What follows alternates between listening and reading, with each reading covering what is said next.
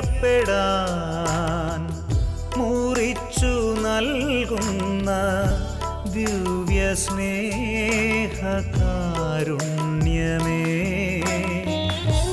അൾത്താരയിൽ നിന്നും അകതാരിലേക്ക് ഒഴുകും സ്നേഹപ്രവാഹമേ, ഒഴുകും സ്നേഹപ്രവാഹമേ.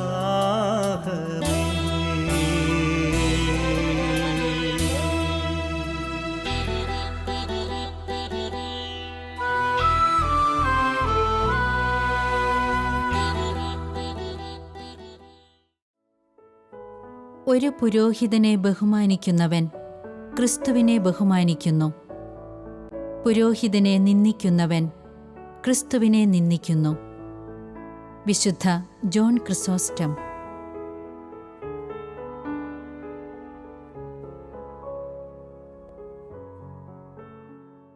ഈശോയിൽ സ്നേഹമുള്ളവരെ, ബലിയും ജീവിതവും എന്ന ഈ പ്രോഗ്രാമിലേക്ക് യേശുവിൻ്റെ നാമത്തിൽ ഏവർക്കും ഹൃദ്യമായ സ്വാഗതം.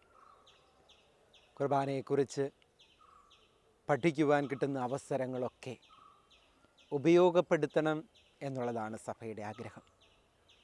ദൈവശാസ്ത്ര പഠനങ്ങൾ സ്ഥാപനങ്ങളിൽ പോയി പഠിക്കുവാനായിട്ട് നമ്മൾക്ക് പലപ്പോഴും സാധിച്ചു എന്ന് വരികയില്ല.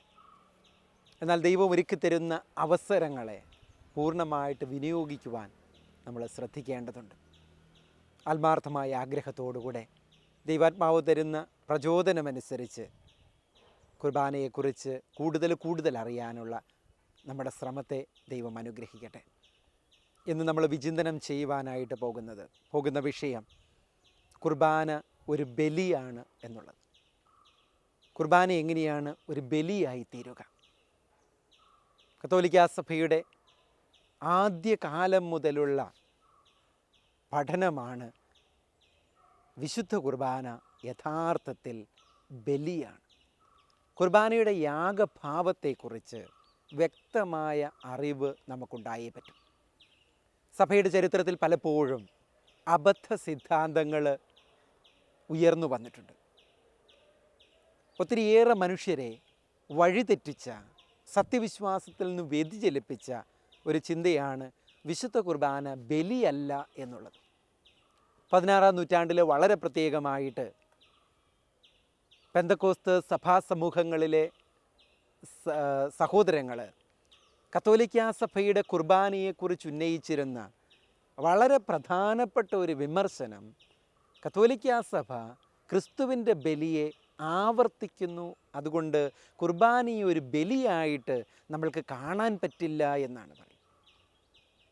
ക്രിസ്തുവിൻ്റെ ബലി ഏക ബലിയാണ് എന്ന് ഹെബ്രായ ലേഖനത്തിൽ വളരെ വ്യക്തമായിട്ട് പറയുന്നുണ്ട്. ആ വചനഭാഗം എടുത്തിട്ട് അവർ പറയുന്നു, ക്രിസ്തുവിൻ്റെ ബലിയാണ് ഏക ബലി, എന്നേക്കുമായിട്ട് അർപ്പിക്കപ്പെട്ട ബലിയാണ്. അതുകൊണ്ട് വിശുദ്ധ കുർബാനയെ ബലി എന്ന് വിളിക്കാനായിട്ട് നമുക്ക് പറ്റില്ല. പ്രിയമുള്ളവരെ, വിശുദ്ധ ഗ്രന്ഥത്തെക്കുറിച്ചുള്ള അറിവിൻ്റെ കുറവാണ് ഒരുപക്ഷെ ഈ തെറ്റായ ചിന്താധാര പ്രചരിപ്പിക്കാനായിട്ട് അവരെ പ്രേരിപ്പിക്കുന്നത്. അതുകൊണ്ട് ഇതേക്കുറിച്ച് കത്തോലിക്കാ സഭയുടെ പഠനം എന്താണ് എന്ന് നമ്മൾ അറിഞ്ഞിരിക്കേണ്ടതാണ്. സഭാപിതാക്കന്മാരുടെ കാലഘട്ടം മുതൽ ഇന്നുവരെ സഭ വളരെ വ്യക്തമായിട്ടും കൃത്യമായിട്ടും പഠിപ്പിക്കുന്നു, വിശുദ്ധ കുർബാന ഒരു ബലിയാണ്, ഒരു വിരുന്നുമാണ്. വിരുന്നു മാത്രമല്ല, ഇതൊരു ബലിയും കൂടെയാണ്. ഈ കുർബാനയുടെ യാഗഭാവത്തെ, ബലിയുടെ മാനത്തെയാണ് നമ്മൾ യഥാർത്ഥത്തിൽ മനസ്സിലാക്കേണ്ടത്. എങ്ങനെയാണ് കുർബാന ഒരു ബലിയായി തീരുക? എന്തുകൊണ്ടാണ് കുർബാന ബലിയാണ് എന്ന് നമ്മൾ പറയുന്നത്? ക്രിസ്തുവിൻ്റെ ബലിയുടെ പ്രത്യേകത എന്താണ്? മറ്റു മതങ്ങളിലെ ബലി സങ്കല്പം പോലെയാണോ ക്രിസ്തുവിൻ്റെ ബലിയർപ്പണത്തെ നമ്മൾ മനസ്സിലാക്കേണ്ടത്? ഈ വക കാര്യങ്ങൾ നമ്മൾ പഠിക്കേണ്ടതുണ്ട് ഗൗരവതരമായിട്ട്. വീണ്ടും ഓർമ്മിപ്പിക്കട്ടെ, പരിശുദ്ധാത്മാവിൻ്റെ കൃപ കൊണ്ട് മാത്രം മനസ്സിലാകുന്നതാണ് കുർബാനയെക്കുറിച്ചുള്ള ഏതു പഠനവും. അതുകൊണ്ട് തന്നെ പരിശുദ്ധാത്മാവിൻ്റെ കൃപയോടുകൂടെ ക്രിസ്തുവിൻ്റെ ബലിയുടെ അനന്യത മനസ്സിലാക്കാൻ, പ്രത്യേകത മനസ്സിലാക്കാൻ നമുക്ക് പരിശ്രമിക്കാം. ബലി എന്ന് പറയുമ്പോൾ നമ്മുടെ മനസ്സിലേക്ക് ആദ്യം കടന്നു വരിക സാധാരണ മതങ്ങളിൽ അല്ലെങ്കിൽ പഴയ നിയമത്തിലൊക്കെ കാണുന്ന ബലിയർപ്പണമാണ്. ചോര ചിന്തിയുള്ള, ജീവൻ നഷ്ടപ്പെടുത്തിയുള്ള ഒരു ബലിയർപ്പണം, രക്തം ചിന്തി ശരീരം വേർപെടുത്തി, ഇങ്ങനെയുള്ള ഒരു ബലിസങ്കല്പമാണ് നമ്മൾക്കുള്ളത്. ബലിയർപ്പണം പല അർത്ഥത്തിൽ നടത്താം, പല കാരണങ്ങൾ കൊണ്ട് നടത്താം. പാപ പരിഹാരാർത്ഥമുള്ള ബലിയുണ്ട്, നന്ദി പറഞ്ഞുള്ള ബലിയുണ്ട്, ഏതെങ്കിലും അനുഗ്രഹം നേടാനുള്ള ബലിയുണ്ട്, ശത്രുവിനെ സംഹരിക്കാനുള്ളതുണ്ട്. ഇങ്ങനെയൊക്കെ ബലി പല മതങ്ങളിലും നമ്മൾ കാണാറുണ്ട്. എന്നാൽ ക്രിസ്തുവിൻ്റെ ബലി എന്ന് പറയുന്നത് ഈ ബലിയിൽ നിന്നെല്ലാം വ്യത്യസ്തമാണ്. ക്രിസ്തുവിൻ്റെ ബലി മറ്റു ബലികളോട് തുലനം ചെയ്യാനായിട്ട് പറ്റില്ല. അത് ഏക ബലിയാണ്, അത് ശ്രേഷ്ഠമായ ബലിയാണ്, അതിനോട് തുലനം ചെയ്യാൻ ഒന്നിനും പറ്റുകയില്ല. ഹെബ്രായ ലേഖനകർത്താവ് വളരെ വ്യക്തമായിട്ട് ക്രിസ്തുവിൻ്റെ ബലിയുടെ പ്രത്യേകത 10-ാം അധ്യായത്തിൽ വിശദീകരിച്ചു തരുന്നുണ്ട്.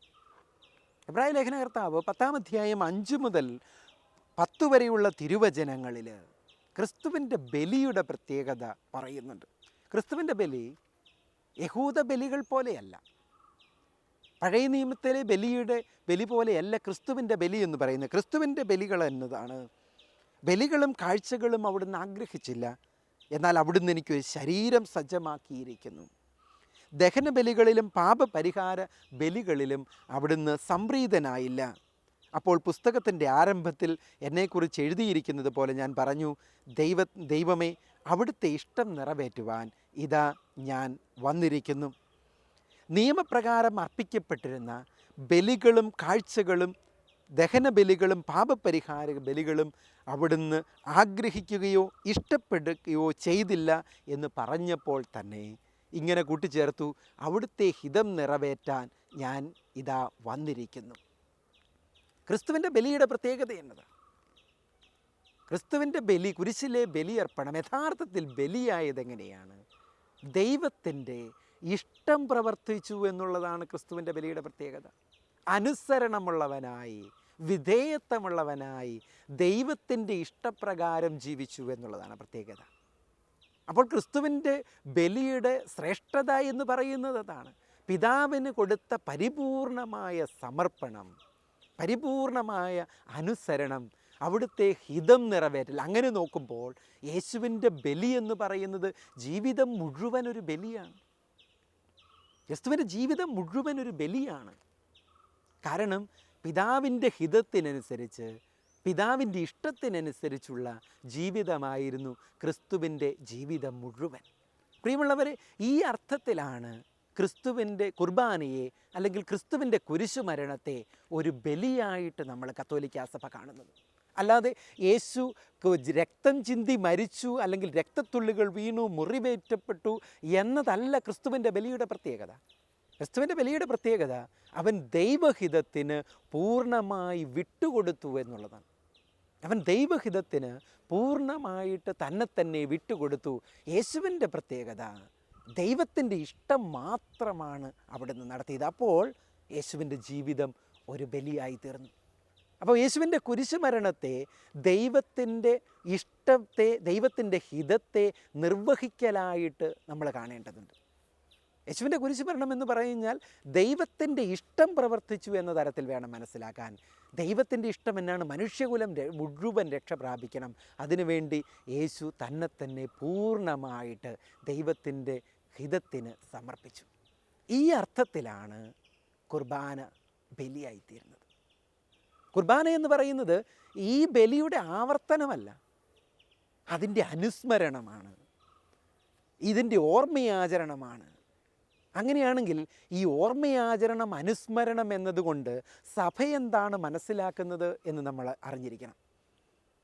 ഓർമ്മയാചരണം എന്ന് പറഞ്ഞാൽ വെറുതെ ബൗദ്ധികമായൊരു ഓർമ്മിക്കലല്ല. ആ യാഥാർത്ഥ്യത്തെ, അന്ന് നടന്ന സംഭവത്തെ കൗദാശികമായിട്ട് യാഥാർത്ഥ്യമാക്കുന്നതാണ്. വെറുതെ ഒരു ഓർമ്മയാചരണം എന്ന് പറയാൻ പറ്റില്ല.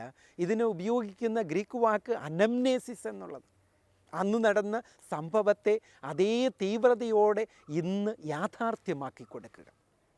അന്നത്തെ അതേ അനുഭവം നമ്മൾക്കുണ്ടാവുക. അപ്പം ക്രിസ്തുവിൻ്റെ ബലിയും കുർബാനയും രണ്ടല്ല, ഒന്ന് തന്നെയാണ്. ക്രിസ്തുവിൻ്റെ ബലിയും കുർബാനയും രണ്ടായിട്ട് കാണാനായിട്ട് പറ്റില്ല. കാൽവരിയിൽ അർപ്പിച്ച അതേ ബലി തന്നെയാണ് ഇന്ന് കൗദാശികമായിട്ട് ആൾത്താരയിൽ അർപ്പിക്കപ്പെടുന്നത്. അതുകൊണ്ട് ക്രിസ്തുവിൻ്റെ ബലിയെ സഭയുടെ ബലിയും ഒന്ന് തന്നെയാണ്. എ സാക്രമെൻ്റൽ സാക്രിഫൈസ്, കൗദാസികമായ ബലി. അന്ന് നടന്ന സംഭവത്തെ, ബലിയെ ഇന്ന് നമുക്ക് അനുഭവവേദ്യമാക്കി തരുന്നു. അടയാളങ്ങളിലൂടെ, പ്രതീകങ്ങളിലൂടെ അത് യാഥാർത്ഥ്യമായി തീരുന്നു നമ്മുടെ മുമ്പിൽ. അതുകൊണ്ട് പെന്തക്കോസ്ത സമൂഹങ്ങളിലെ സഹോദരന്മാർക്ക് പറ്റിയൊരു തെറ്റിദ്ധാരണ നമുക്കൊരിക്കലും ഉണ്ടാവരുത്. ക്രിസ്തുവിൻ്റെ ബലിയിൽ നിന്നും വേർപെടുത്തി വിശുദ്ധ കുർബാനയെ കാണാനായിട്ട് പറ്റില്ല. ക്രിസ്തുവിൻ്റെ ബലിയിൽ നിന്നും വേർപെടുത്തിയിട്ട് പുതിയതായിട്ടൊന്നും സഭ അർപ്പിക്കുന്നില്ല. സഭ ക്രിസ്തുവിൻ്റെ ബലിയെ അനുഭവവേദ്യമാക്കുന്നു ഈ കാലഘട്ടത്തിൽ, ഈ ജനത്തിന് വേണ്ടിയിട്ട്. അത് പരിശുദ്ധാത്മാവിൻ്റെ പ്രവർത്തനമാണ്. മുമ്പ് നമ്മൾ പഠിച്ചതാണ്, പരിശുദ്ധാത്മാവിൻ്റെ കൃപയാലാണ് ഇന്ന് ക്രിസ്തു സഭയിൽ പ്രവർത്തിക്കുന്നത് എന്ന് കഴിഞ്ഞ എപ്പിസോഡിൽ നമ്മൾ മനസ്സിലാക്കിയതാണ്. ക്രിസ്തുവിൻ്റെ എല്ലാ പ്രവർത്തനവും പരിശുദ്ധാത്മാവ് വഴിയാണ്. ക്രിസ്തു മരിച്ചത് പോലും പരിശുദ്ധാത്മാവിൻ്റെ പ്രവർത്തനമാണ്, പരിശുദ്ധാത്മാവിൻ്റെ ശക്തിയാലാണ്. അങ്ങനെയാണെങ്കിൽ ഇന്ന് അതേ ബലി നമ്മുടെ അൾത്താരയിൽ സന്നിഹിതമാകുന്നത് ഈ പരിശുദ്ധാത്മാവിൻ്റെ പ്രവർത്തനത്താലാണ്. പ്രിയമുള്ളവരെ, അതുകൊണ്ട് വിശുദ്ധ കുർബാനയിൽ നമ്മൾ പങ്കെടുക്കുമ്പോൾ യേശുവിൻ്റെ അതേ ബലിയിൽ നമ്മൾ പങ്കെടുക്കുകയാണ്. യേശുവിൻ്റെ ബലിയിൽ, അതേ ബലിയിൽ നമ്മൾ ഭാഗഭാക്കുകളായി തീരുകയാണ്.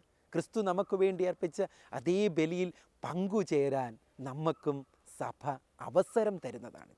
ഈ വലിയ യാഗഭാവം നമ്മൾ ഒരിക്കലും മറന്നുകൂടാ.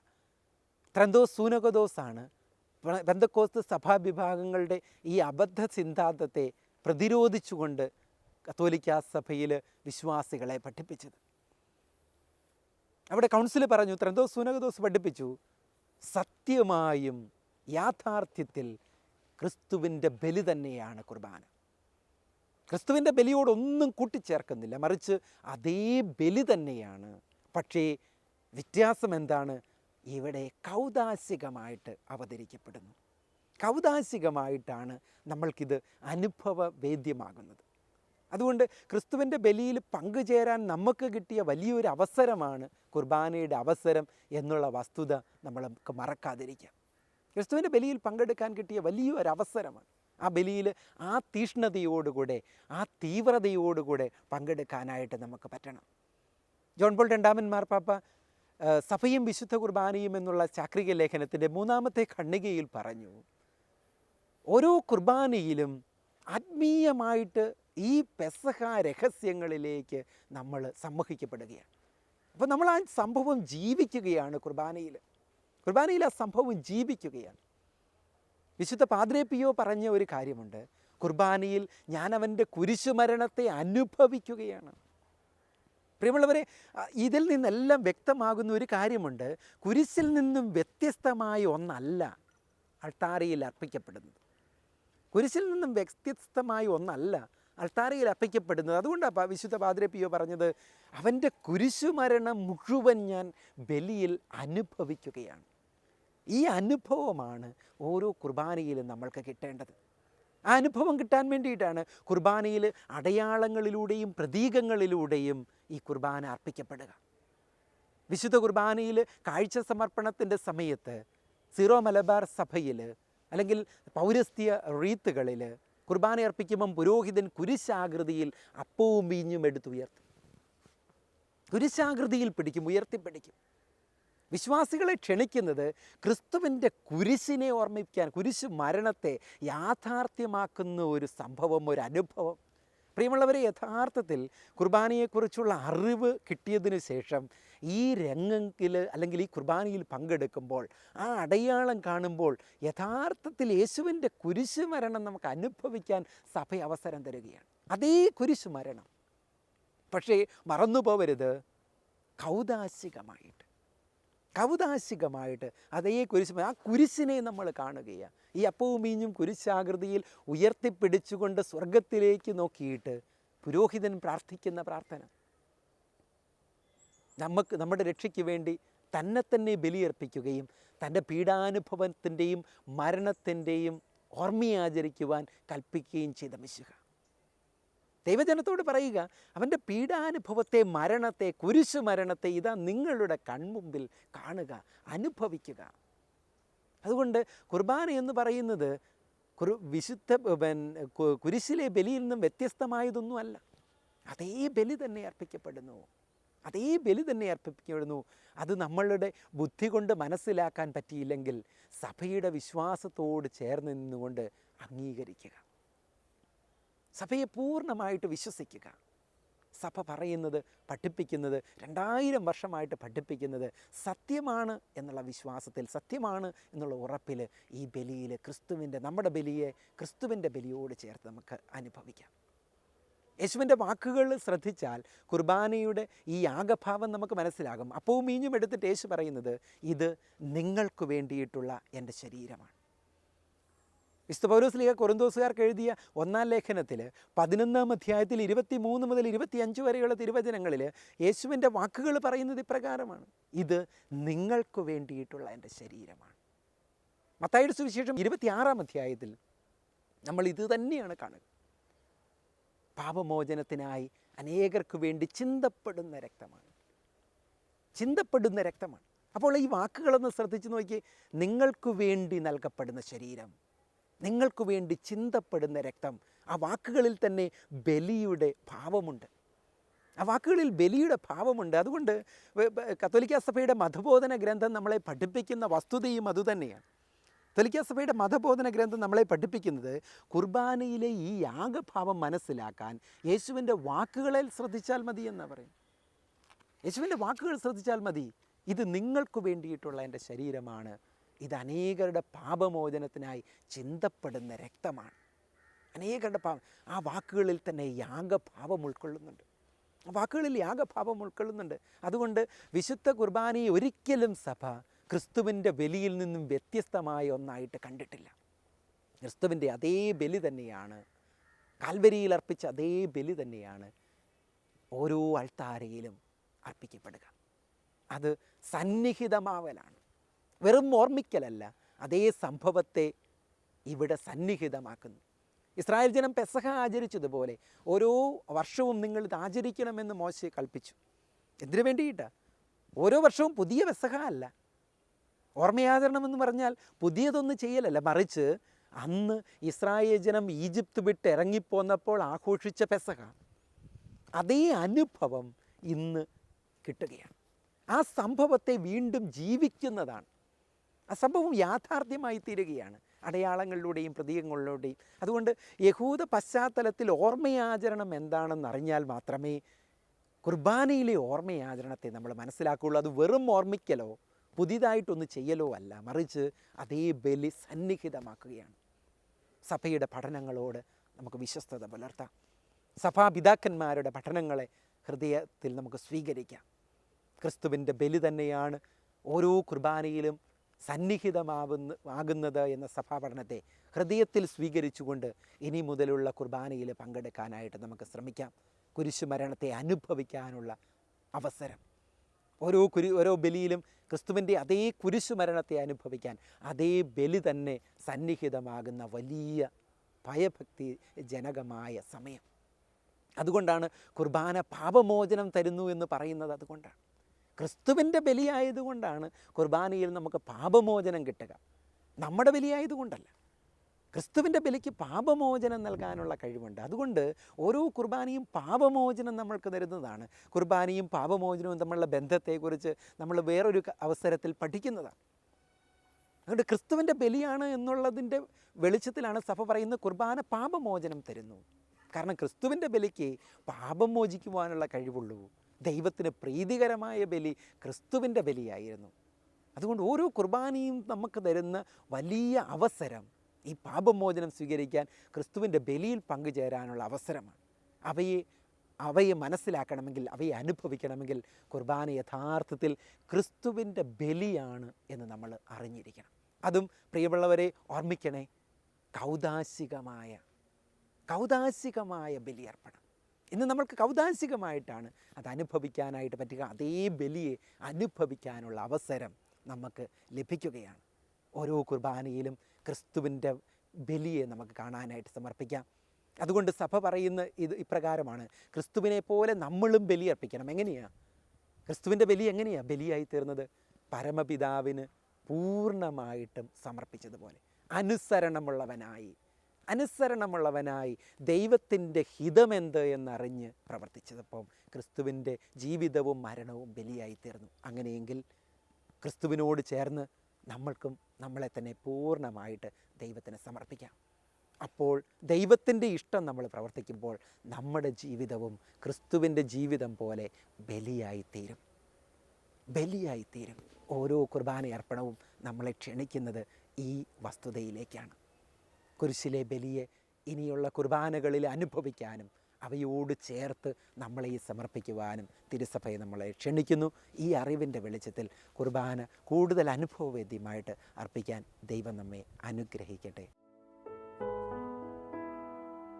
ലോകമെങ്ങുമുള്ള അൾത്താരകൾക്കരികിലെ സക്രാരികളിൽ ഇന്നും സജീവനായി ജീവിക്കുന്ന ഈശോ തൻ്റെ തിരുവോസ്തിയിലെ സാന്നിധ്യത്തെ സംശയത്തിൻ്റെയും യുക്തിയുടെയും കണ്ണുകൾ കൊണ്ടു നോക്കുന്ന മനുഷ്യർക്കു വേണ്ടി ലോകമെങ്ങും ദിവ്യകാരുണ്യ അത്ഭുതങ്ങളിലൂടെ ഈ സാന്നിധ്യം ഇന്നും വെളിപ്പെടുത്തിക്കൊണ്ടിരിക്കുന്നു. പരിശുദ്ധ കുർബാനയുടെ മഹനീയത നമുക്ക് മനസ്സിലാകുവാനും അവിടുത്തെ അൾത്താരയിലേക്ക് ചേർന്നു നിൽക്കുവാനും ഇത് നമ്മെ സഹായിക്കുന്നു.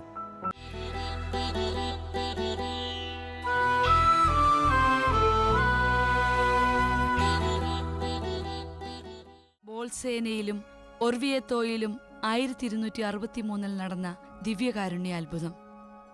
ഒരിക്കൽ ഫാദർ പീറ്റർ റുപ്പാർഡ് തന്റെ നാമധാരിയായ വിശുദ്ധ പത്രോസിനെ അടക്കം ചെയ്തിരിക്കുന്ന റോമിലെ സെന്റ് പീറ്റേഴ്സ് ബസിലിക്കയിലേക്ക് ഒരു തീർത്ഥാടനം നടത്തുന്നതിന് തീരുമാനിച്ചു. റോമിലേക്കുള്ള യാത്രക്കിടയിൽ അദ്ദേഹം ചെറിയൊരു ഗ്രാമമായ ബോൾസേനയിലെത്തി അവിടെയുള്ള സെന്റ് ക്രിസ്റ്റീന ദേവാലയത്തിൽ ദിവ്യബലി അർപ്പിക്കുന്നതിനുള്ള അനുവാദം വാങ്ങി. അദ്ദേഹം പ്രാർത്ഥിച്ചത് ഇപ്രകാരമായിരുന്നു: അവസാന അത്താഴ സമയത്ത് യേശു നമുക്ക് നൽകിയ ആ വലിയ അത്ഭുതം, അദ്ദേഹത്തിന് പൗരോഹിത്യത്തിലൂടെ നൽകിയ ദൈവീകവരം സത്യമാണോ എന്ന് മനസ്സിലാക്കാനുള്ള കൃപ നൽകണം. പരിശുദ്ധ കുർബാനയുടെ സമയത്ത് ദിവ്യനാഥൻ അദ്ദേഹത്തിന്റെ സംശയഗ്രസ്തമായ ഹൃദയത്തിന് വലിയൊരു അത്ഭുതത്തിലൂടെ ഉത്തരം നൽകി. കൂദാശവചനങ്ങൾ ഉച്ചരിച്ച നിമിഷങ്ങളിൽ തിരുവോസ്തിയിൽ നിന്ന് രക്തം ഇറ്റിറ്റു വീഴുവാൻ തുടങ്ങി.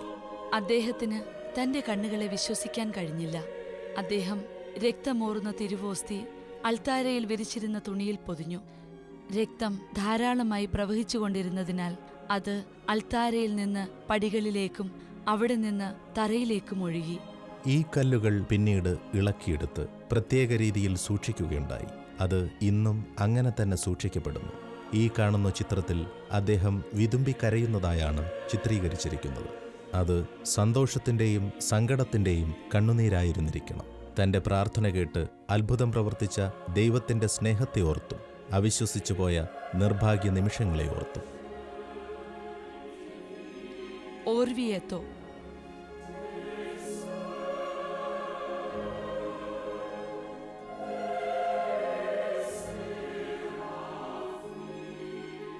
ഫാദർ പീറ്റർ ഉടൻ തന്നെ അടുത്ത നഗരമായ ഓർവിയത്തോയിലുണ്ടായിരുന്ന പരിശുദ്ധ പിതാവിനെ കണ്ട് ഈ വിവരം അദ്ദേഹത്തെ ധരിപ്പിച്ചു.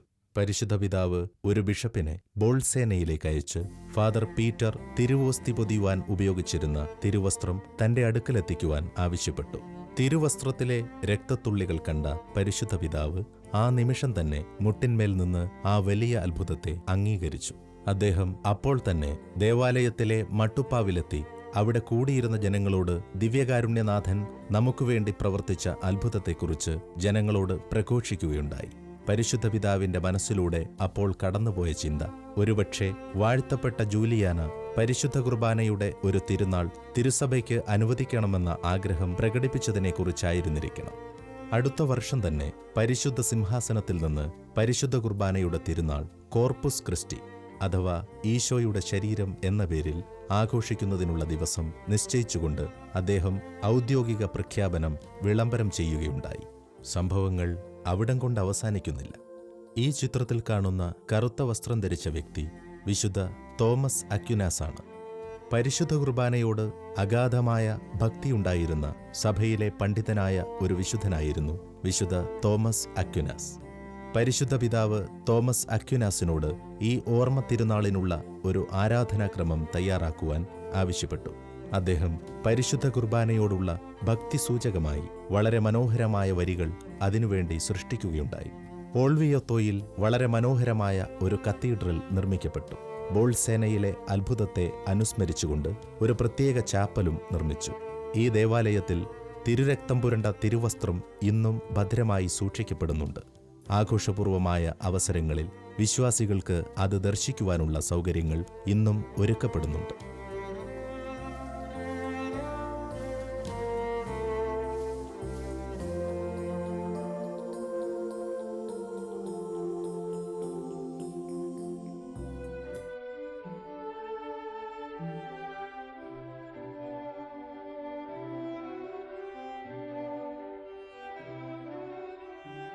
ഈ അത്ഭുതം നടന്നത് 13-ാം നൂറ്റാണ്ടിലാണ്.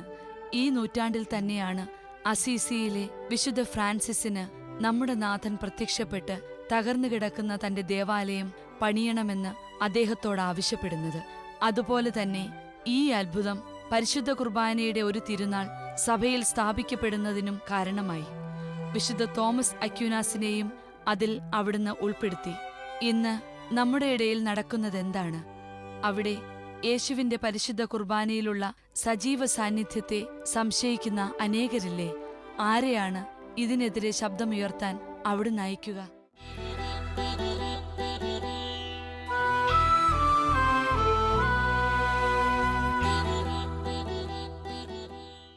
പ്രിയ സ്നേഹിത, ഈ കിടാവിളക്കിൻ്റെ അരികിലിരുന്ന് ഒരു നുറുങ്ങ് ചിന്ത കൂടി പങ്കുവെച്ച് നമുക്ക് പിരിയാം. ഓർക്കുകയാണ്, ഒരു പുരോഹിതൻ മുറിച്ചു നൽകുന്ന അപ്പത്തിൽ നാം ക്രിസ്തുവിനെ കാണുന്നു, ആരാധിക്കുന്നു. എന്നിട്ട് മടങ്ങിപ്പോകുമ്പോൾ ദൈവത്തിൻ്റെ ഛായയിലും സദൃശ്യത്തിലും സൃഷ്ടിക്കപ്പെട്ട മനുഷ്യരിൽ കൂടി നാം ദൈവത്തെ കാണണ്ടേ? അപ്പത്തിൽ ദൈവത്തെ കാണുന്ന നാം മനുഷ്യരിൽ എന്തുകൊണ്ടാണ് അവനെ കാണാൻ വൈകുന്നത്? ഒരു സന്യാസി ലളിതമായ ജീവിതം നയിക്കുകയാണ്. അദ്ദേഹത്തിനൊരു സ്വപ്നമുണ്ട്. എന്തെങ്കിലും ഒരിക്കൽ ജെറുസലേം ദേവാലയം സന്ദർശിക്കണം. ക്രിസ്തു നടന്ന ആ പുണ്യ മണ്ണിൽ കാലുകുത്തണം. ദേവാലയത്തിന് ചുറ്റും 3 വട്ടം വലം വയ്ക്കണം. ആ സ്വപ്നവുമായി എന്നും ഈ സന്യാസി ഭിക്ഷാടനത്തിന് പോകും. കിട്ടുന്ന തുണ്ടുകളൊക്കെ ശേഖരിച്ച് വയ്ക്കും. അവസാനം പോകാനുള്ള കാശായത് വാർദ്ധക്യത്തിലാണ്. അവയൊക്കെ ശേഖരിച്ച് സുപ്പീരിയൻ അനുവാദം വാങ്ങി ആശ്രമം വിട്ട് പുറത്തേക്ക് ഇറങ്ങിയപ്പോൾ മുറ്റത്ത് ഒരു ദരിദ്രൻ പുല്ല് പറിക്കുന്നു. ഇദ്ദേഹത്തിൻ്റെ ലോഹയിലെ നാണയക്കിലുക്കം കേട്ടിട്ട് അയാൾ തല ഉയർത്തി. എന്നിട്ട് ചോദിച്ചു, അങ്ങ് എവിടെ പോകുന്നു? സന്യാസി പറഞ്ഞു, ഞാൻ ജെറുസലേം ദേവാലയം സന്ദർശിക്കാൻ പോവുകയാണ്. എനിക്കൊരു സ്വപ്നമുണ്ട്. ആ ദേവാലയത്തിന് ചുറ്റും 3 വട്ടം വലം വെക്കണം. ദൈവസന്നിധിയിൽ മുറ്റമെന്ന് അല്പനേരം പ്രാർത്ഥിക്കണം. അത് മാത്രമേ ഉള്ളൂ ഇനി എൻ്റെ സ്വപ്നം. അപ്പോൾ ദരിദ്രൻ ചോദിച്ചു, അവിടേക്ക് പോകാനുള്ള പണമൊക്കെയുണ്ടോ? ചിരിച്ചുകൊണ്ട് സന്യാസി പറഞ്ഞു, ഉണ്ട്. ഉടനെ ആകാംക്ഷയോടെ ആ ദരിദ്രൻ എഴുന്നേറ്റിട്ട് സന്യാസിയോട് പറഞ്ഞു, എങ്കിൽ എനിക്ക് ആ പണം തന്നുകൂടെ? ഞാനും എൻ്റെ ഭാര്യയും മക്കളും മുഴു പട്ടിണിയിലാണ്. എനിക്കങ്ങ് അത് തന്നിട്ട് എൻ്റെ ചുറ്റും അങ്ങേക്ക് 3 വട്ടം വലം വെച്ചുകൂടെ? എൻ്റെ മുമ്പിൽ മുറ്റമിൽ നിന്ന് പ്രാർത്ഥിച്ചുകൂടെ? ദൈവത്തിൻ്റെ 1 കോടി പുണ്യം അപ്പോൾ അങ്ങേക്ക് കിട്ടും. ഒരു നിമിഷം ആ സന്യാസി ചിന്തിച്ചു. പിന്നെ കയ്യിലുള്ള പണം മുഴുവൻ ആ ദരിദ്രൻ്റെ കരങ്ങളിൽ കൊടുത്തു. അദ്ദേഹത്തിൻ്റെ ചുറ്റും 3 വട്ടം വലം വെച്ചു. മുറ്റമിൽ നിന്ന് പ്രാർത്ഥിച്ചു. സംതൃപ്തിയോടെ ആശ്രമത്തിലേക്ക് മടങ്ങിപ്പോയി. ഒരുപക്ഷെ ഈ സന്യാസിക്ക് ഇനി ഒരിക്കലും ജെറുസലേം ദേവാലയം സന്ദർശിക്കാൻ പറ്റില്ലായിരിക്കാം. പക്ഷേ 1000 ജെറുസലേം ദേവാലയം സന്ദർശിച്ചതിൻ്റെ പുണ്യവുമായിട്ടാണ് അദ്ദേഹം മടങ്ങിപ്പോയത്. മനുഷ്യരെ ദൈവത്തെ കണ്ടുരാം. ഇതാ അപ്പത്തിൽ നമ്മുടെ ദൈവം. അവനെ വണങ്ങുന്ന, അവനെ ആരാധിക്കുന്ന നമുക്കും മനുഷ്യരിൽ ദൈവത്തെ കാണാം. ദിവ്യകാരുണ്യനാഥ, നിനക്ക് ഞങ്ങളുടെ പ്രണാമം.